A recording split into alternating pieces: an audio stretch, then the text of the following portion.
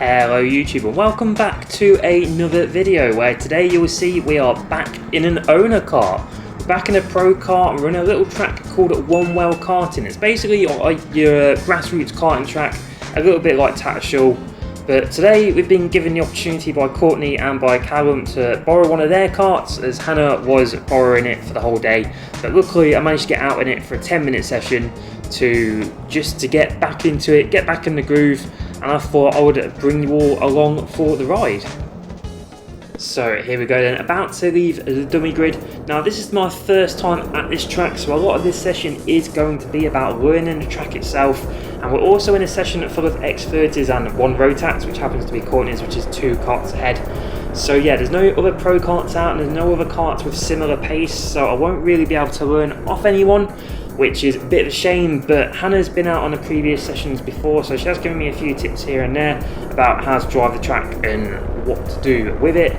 The aim really is to try and get under 39 seconds around here, and as this is only a 10-minute session, it's definitely a lot to learn, but it's a short track, one of those tracks where it's easy to learn but hard to master.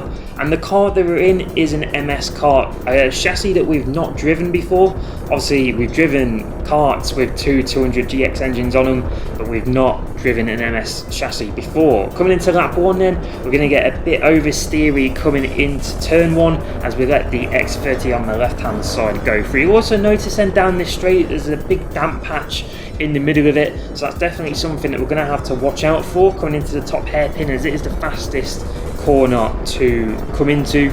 But then coming into turn 3, we think we can take this flat,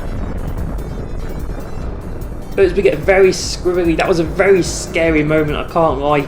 We soon find out that we can't take that flat. Well, we can't at the moment anyway, with the tyres being cold. So that did shake us up a little bit, almost going off. But the first official lap time then comes in at 40.67, about 1.6 seconds off the target time that we want to try and achieve. So a lap 2 then, coming up to the turn 2. We're also going to mess this lap up as well, as we go very, very wide then, and coming into that hairpin. Say we're still learning the track as we're going on. We're only on our 3rd proper lap.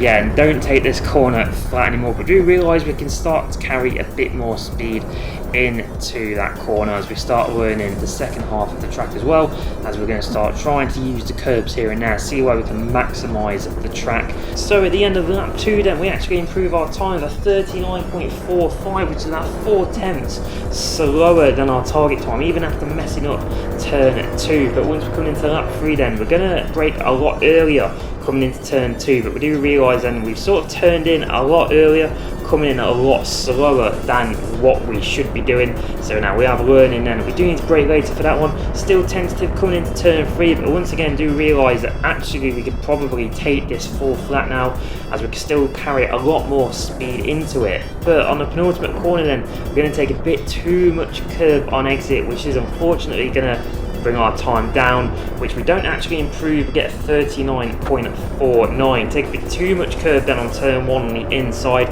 so that is a pretty hefty curb. But once again, we're still learning the track. I know it's only a few corners, but we're still learning it.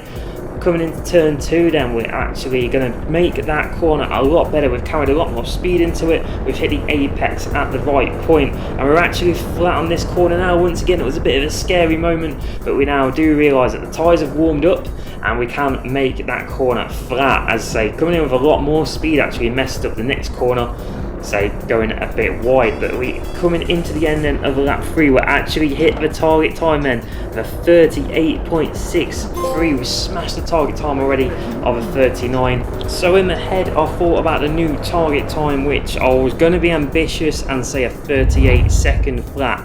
So let's see if that's even achievable.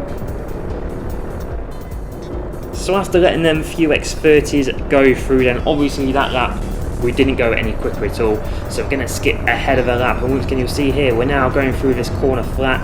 Coming into turn 4, we're going to brake a lot earlier for it to actually make the apex. And once again, trying to use all the curbs that we can on the inside and the outside. Coming through the last corner, and our lap time is going to be improved with a 38.24 as we completely mess up that first corner, as we took a bit too much curb on the outside. which unfortunately upset the kart, which we've now realised that we can't use that curb without upsetting the kart.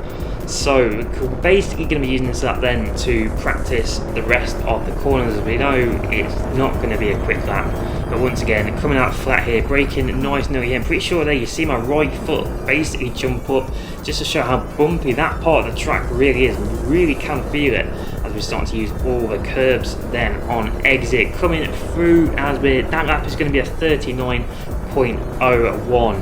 So yeah, even a quick mess up. I say the only corner I messed up really on that lap was that first corner, and it basically just completely gave away 8/10 of the lap time.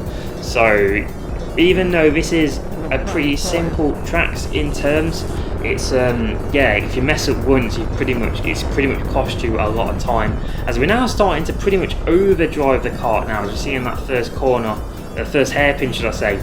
We do start to go a bit wide, but this next lap is going to be our best lap, so I'm going to shut for a minute and let you watch it for yourselves.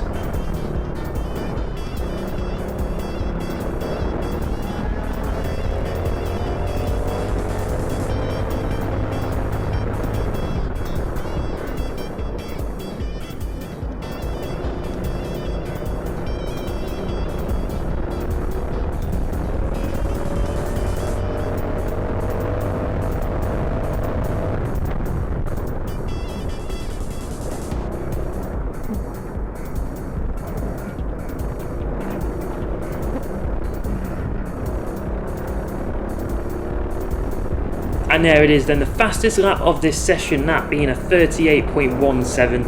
Obviously at the time I didn't realise this was the fastest lap, but as soon as I saw that 38.17 it did motivate me to try and push even more.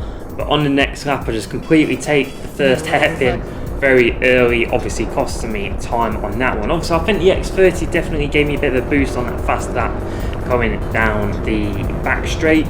Obviously we're going to take it anyway. Like I say, yeah, at the time obviously I didn't realise that was going to be the fastest lap of the sessions. Here I am just trying to push as hard as I can now as we come through the following lap to get a 38.6. Obviously taking that first hairpin a bit too tightly, but now I've got a couple more X30s. I'm going to try and get the slipstream and trying to help push the car down the back straight, try and get a bit more speed coming up to the first hairpin, taking it a lot later then and using a much later apex, exactly as we should be doing. Coming up to turn 4, then hopefully we can keep it flat. We do indeed, and brake nice and early for the next corner. Try and reach the apex as we do. Car seems to get a bit unsettled there, but we do manage to hit the curbs on the inside and the outside. Like I say, probably because I upset that car a little bit though, it did definitely cost a bit of time, that being a 38.47 on that lap. And like I say, we're just probably overdriving the kart now. We're not being as smooth as we can be, we're not being as smooth as we should be.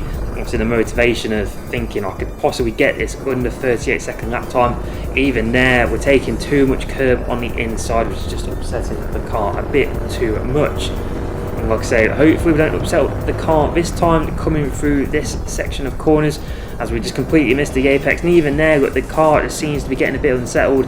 The rear end's losing grip and then it's finding grip all of a sudden. It's just all, yeah, it's just upsetting it too much. Like I said, I'm just overdriving the car, and another 38.46 for that time as well. Like I say, really trying to abuse these curbs then.